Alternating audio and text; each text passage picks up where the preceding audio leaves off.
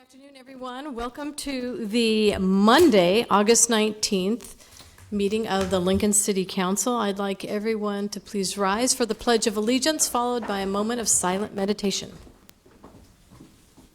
I pledge allegiance to the flag of the United States of America and to the republic for which it stands, one nation, under God, indivisible, with liberty and justice for all.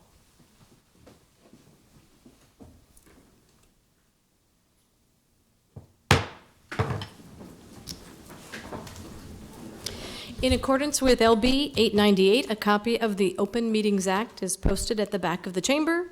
The order of business is as follows. The clerk will call the items listed on the agenda under public hearing.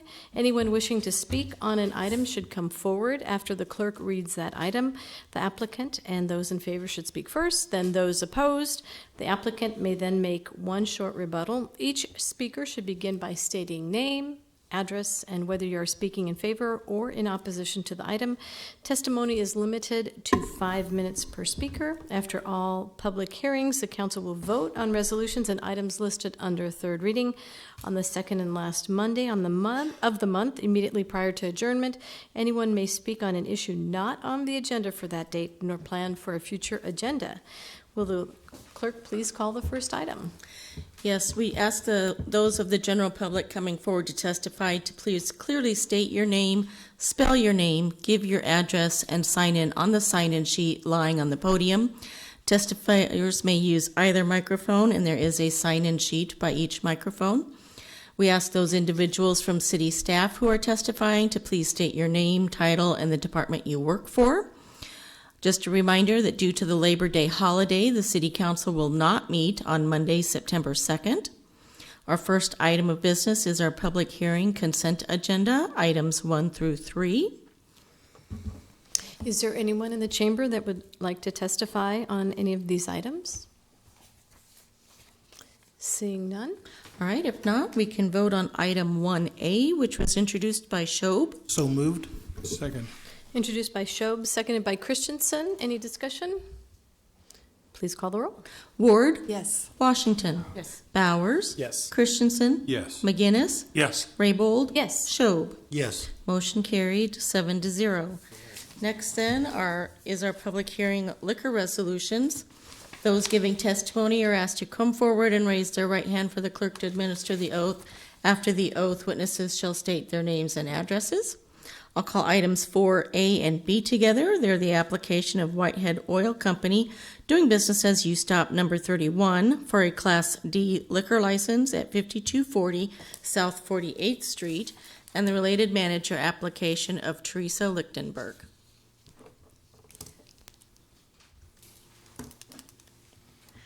Would you raise your right hand? Do you solemnly swear or affirm the testimony you're about to give is the truth as you really believe it to be? I do. Thank you. Just state your name and address. Okay. Teresa Lichtenberg, 1710 East Bermuda Drive, here in Lincoln. Welcome. Thank you very much for coming down. Tell us a little bit about your application to be the manager. I've been with Whitehead Oil 21 years. Oh my. I'm a veteran. I've been supervisor and training manager at the location we took over. I'm going to be training there for future managers. That's wonderful. Sounds like you bring a wealth of experience. Is there anyone else that might have any questions for Teresa? Oh, yes. This is a new location, you said that? Yes, we will. Whitehead Oil? Whitehead Oil, it used to be on-the-go convenience store. We are leasing it from them and running it as U-Stop. And this is also co-branded with a Valentino's? It is co-branded. Okay. Yeah. And we are not going to be running the Valentinos. They'll continue to run the Does Valentinos. Valentino's have a liquor license? No, Okay. they do not. Well, not that I know of. Is there any other questions? Well, thank you very much. Be sure and sign in like you're doing. Wonderful. All right, I'll call items 4C and D together. They're the application of Porter and Shaw Investments LLC doing business as 12th Street Pub for a Class CK liquor license at 100 North 12th Street and the related manager application of Tanya Porter. Good afternoon. Would you raise your right hand? Do you solemnly swear or affirm the testimony you're about to give is the truth as you verily believe it to be? Yes, ma'am. Thank you. Just state your name and address. Tanya Porter, 1200 O Street, Lincoln, Nebraska, 68508. Thank you so much for coming down. Tell us a little bit about your application to be the manager. So we purchased the bar about 5 weeks ago from a real estate investor who's also a client of mine because I'm a real estate agent full-time. So we're looking to then transfer that liquor license over to us to be able to manage the bar. And have you ever managed a bar before? I have not managed a bar before. I've owned other businesses in town, just not a bar. Terrific. Is there anyone that has? Yes. So has that bar remained in continuous operation? Yes. Okay. I have a question. Yeah. I see from your application that you've got a lengthy list of citations, and I'm curious because it seems like you may not be as respectful of the law every moment of the day, and I don't mean to suggest that you can't have changed, but I see places where you haven't had a citation for a number of years, but then you have a number of them again, and I'm wondering what you can tell us about your desire or ability to implement a little bit more self-restraint. I feel like I have, a lot of that was quite a while ago. Since I got my real estate license and had to go before the commission for that, that definitely changes things for me a lot because I do have a lot riding on me being respectful of the law and following and obeying all the rules. So I feel like I have done a lot better. And those things in the past I can't necessarily change. But I know going forward that I definitely plan to respect the law and to do what I need to do. Thank you. Is there anyone else that would like to testify on this item? All right, thank you so much. Next item, please. Next is item 4E, application of SMG Food and Beverage LLC for a special designated license to cover an outdoor area measuring approximately 800 feet by 598 feet at Pinewood Bowl at 3201 South Coddington Avenue on September 1st from 8 a.m. to 10 p.m. Good afternoon. My name is Tom Lorenz. I'm General Manager with SMG Lincoln at Pinnacle Bank Arena and also at Pinewood Bowl. This application, we obviously do shows at Pinewood Bowl. We're going to do 11 shows this year. This one is unique in that Dog Bowl is something we do for friends of dog parks. They're able to raise money to have the dog runs and things like that. There's no major concert with this. We'll use the entire bowl. And then we extend an area about 100 feet by 50 feet out the east entrance that allows us to put 2 to 3 food trucks up there so that the folks that come to enjoy the park and to take part in Dog Bowl will be able to access the food trucks. We do sell alcohol. It is very little. It's mainly just some microbrews, that type of thing. We've done it now. This is our 3rd or 4th year of doing it. It's always been very fun to do. We get to see lots of folks with their dog friends come out, and it's always a wonderful Sunday afternoon. And we would ask for your permission to do this once again this year. Terrific. So there are no dog performers at this event? No, unfortunately, we haven't. They may howl with the band a little bit, but no solo performances by dogs. And you're not checking their ID, right? The dogs, Yeah. no. But we do make sure their owners are dog ears. Responsible, and That's right. they don't allow their pets to drink. Always tough in dog ears to make that transition. So yeah. Terrific. How many years has this been going on? This is, I think, the 4th year. We did 2, and then last year we had rain out, and so there's no rain date for this either. If it doesn't happen, we'll just continue to look for it for next year, and it's always been fun. So do you have security in case there are fights that break out? We do. We put on some staff, and we've never seen that with dogs that actually get back at each other. But no, it's always been a fun event, and I hope a lot of folks get a chance to come out. It'll go from about 4 o'clock in the afternoon till about 8:30 to 9 o'clock at night. There'll be a single band, lots of booths set up so that folks can learn about services for their dogs, and we'll always have the water dishes out there so that everyone stays hydrated, including our canine friends. And all the proceeds go towards the dog parks? Yes, Okay. yeah, and that was the first year that We did it. They raised quite a bit of money. We're able to expand some of the dog parks a little bit quicker, and we know they're important around the city, and we see them get used often. Terrific. Well, thank you very much. Is there any questions? Is there anyone else that would like to testify on this item? Thank you.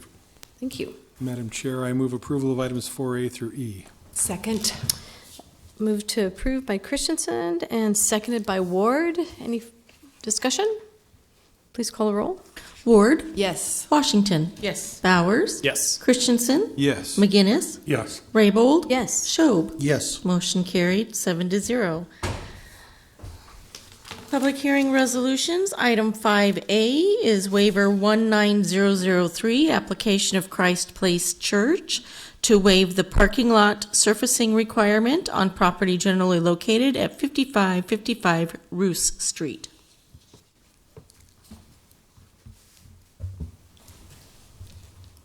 Hi, good afternoon. My name is Clea. I'm the campus pastor for the location at Question today. And essentially, we took over the property that is currently housing our church back in 7 years ago. And at that time, we took the land as is. And so, to my understanding, at that time, there was no waiver on file with the city already. And so we had been operating as such without that waiver. Recently, we had a fireworks stand on our property, and it came to our attention that this part of the parking lot, the gravel lot, was not on file with a waiver. And so the original plans, I think, for the original construction was to include that area as a paved lot as well. However, that never occurred. We've been using it as an overflow lot. Christ Place Church at the Van Dorn location has about 200 members on average from week to week. On a Sunday morning, we start our services, the one at 9:30 and one at 11:15. And this lot primarily serves for that overflow purpose. So minimal use, restricted to those hours of the day. We don't use the grounds during the week itself. And we haven't received any complaints from the nearby neighbors regarding the parking lot noise or the dust level. And so we are just trying to get up to date with this waiver and getting that all under regulation. Terrific. Are there any questions? No? Well, thank you. Is there anyone else in the audience that would like to testify on this item? Or Benny, you had a question? Mr. Carey went. Oh, okay. You can have a seat. Thank you. David Carey, Director of the Planning Department. Mr. Carey, thank you for coming forward. There have been a few times when this board has voted yes on waivers and later found out that that probably wasn't the best course of action. Do you have any concerns about this? I do not. This is for this type of waiver. This is fairly typical. And really, this is just getting it kind of the existing condition into compliance where the waiver wasn't granted, over a decade ago when it probably should have been. So this is just getting their books cleared up so that they're free and clear of any of all the regulations. Having a 4-year time frame on getting something paved in the future is typical. And as what was just discussed, that this is an overflow parking, really only gets use on Sundays when they have their largest, attendees there. And this really isn't going to be a problem as far as nuisance is concerned. Thank you. Thank you. Thank you. Is there anyone else that would like to testify on this item? Okay, thank you. Let's go on to the next. All right, next is 5B, approving a consultant agreement between the city and the State of Nebraska Department of Transportation to complete bridge inspection of the east leg of the Big X Bridge, the eastbound Rosa Parks Way Connector Bridge, and a bridge for access to the city property at the Ashland Water Treatment Plant. Good afternoon. My name is Zach Becker. I'm an engineer, and I'm the Bridge Program Manager for the Lincoln Transportation and Utilities Department. So I'm here in case there are any questions about this resolution. Can you tell us a little bit more about the inspection process and how often are these bridges inspected? Sure.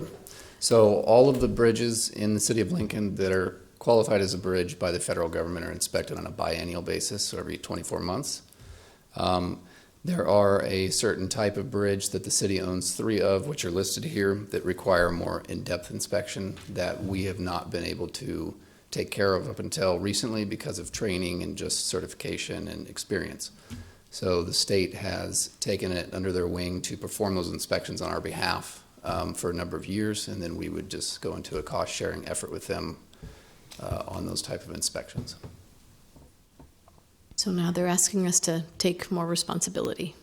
They are currently, but this will be the last time that we'll be in this agreement with them. With this- They are releasing those types of inspections back over to the local and the municipalities. And then we are also in the process of being trained and certified to be able to perform these more in-depth inspections. So, Terrific. Well, thank you. Are there any questions? Madam Chair. So Zach, or Mr. Becker, are you aware of a cost that has been involved that now we won't have as a city once the agreement comes back? the way that this type of inspection has worked is we've been able to use some of our federal funds for bridges to pay for our portion of that. It's an 80-20 cost share between the state and the city, so we pay 20% of the total cost. It's about $10,000 for these 3 structures to inspect them. So we've usually been on the hook for about $2,000. When that inspection comes back over to us as the city, we will just absorb the cost of those inspections within our current program for inspections. I don't foresee it having any kind of an effect on our overall, costs. Yeah, Okay.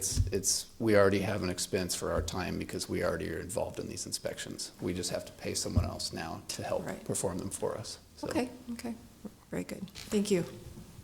Thank you, Madam Chair. Yes, Richard. Are you saying you're going to be doing the inspections internally? We will. We currently do over 130 inspections internally now. These 3 are just a little more involved, so we bring them in. When we perform these 3 on top of the other 130-ish that we do, yes, we will do them internally. I have a number of employees who are being certified in this type of inspection this fall. I'm already certified in this type of inspection, and then probably the first round we may bring a consultant in privately to help us to guide us through the process. I was going to ask you, have you been hiring outside? That's how it's been working currently. Consultants? Yeah, the state has hired consultants to do like a county or something, a larger group, so that we can get a better price. We may do that as a city on that first round, which will be in 2021, I guess. Okay. Terrific, thank you. Is there anyone in the chambers that would like to testify on this item? Seeing none, thank you so much. Thank you. And may we vote on these, Teresa? We can. Item 5A was introduced by Shob. So moved. Second? Introduced by Shob, seconded by Washington. Any discussion? Please call the roll. Ward. Yes. Washington. Yes. Bowers. Yes. Christensen. Yes. McGinnis. Yes. Raybold. Yes. Shob. Yes. Motion carried, 7-0. 5B was introduced by Shob. So moved. Second? Introduced by Shob, seconded by McGinnis. Any discussion? Please call the roll. Ward. Yes. Washington. Yes. Bowers. Christensen. Yes. McGinnis. Yes. Raybold. Yes. Shob. Yes. Motion carried, 7-0. That concludes our public hearing. We can move into the voting session. Ordinance's third reading, item 7A, approving the closeout of completed construction projects and transfer of unspent appropriations and cash, if any, from various projects to projects where additional funding is needed within the Lincoln Transportation and Utilities Department, the Parks and Rec Department, Police Department, and Urban Development Department, introduced by McGinnis. So moved. Second. Introduced by McGinnis, seconded by Christensen. I'll move the amendment. Okay. Number 1. Read that here. Hereby move amendment bill number 19-86 on page 2, line 20, strike project for Parks and Rec, Gift Trust Fund, Children's Museum, and replace it with Parks Acquisition /Demo/Development. Okay, is there did someone second that I motion will to amend? second the motion. Moved by Christensen, seconded by McGinnis. Is there any discussion on this motion to amend? Seeing none, please call the roll. Ward. Yes. Washington. Yes. Bowers. Yes. Christensen. Yes. McGinnis. Yes. Raybold. Yes. Shob. Yes. Motion carried, 7-0. Now on the main motion. Ward. Yes. Washington. Yes. Bowers. Yes. Christensen. Yes. McGinnis. Yes. Raybold. Yes. Shob. Yes. Motion carried, 7-0. 7B is change of zone 19019, application of Stewart Development Partnership for a change from R4 residential to O3 Office Park on property generally located at 643 North 45th Street, introduced by Ward. So moved. Second. Introduced by Ward, seconded by Washington, and Councilmember? Madam Chair, I'm going to recuse myself from 7B and 7C. Okay, thank you. We will call you back. Is there any discussion on this item? Okay, let's please call the roll. Ward, Yes. Washington, Yes. Bowers, Yes. Christensen, Yes. Raybold, Yes. Schob. Yes. Motion carried, 6-0. Item 7C is use permit 19007, application of Stowe Real Estate Holdings on behalf of Stewart Development Partnership to allow for 25,000 square feet of commercial use with waivers for setbacks on property generally located at 643 North 45th Street, introduced by Ward. So moved. Second. Introduced by Ward, seconded by Washington. Is there any discussion? Please call the roll. Ward, Yes. Washington, Yes. Bowers. Yes. Christensen, Yes. Raybold, Yes. Schob. Yes. Motion carried, 6-0. Our resolutions on first reading are items 8A through J. Ordinances first reading are items 9A through E. I move adjournment. Is there a second? Second. Moved by Christensen, seconded by McGinnis. Please call the roll. Ward, Yes. Washington, Yes. Bowers. Yes. Christensen. Yes. McGinnis, Yes. Raybold, Yes. Schob. Yes. Motion carried, 7-0. Thank you very much. We are adjourned.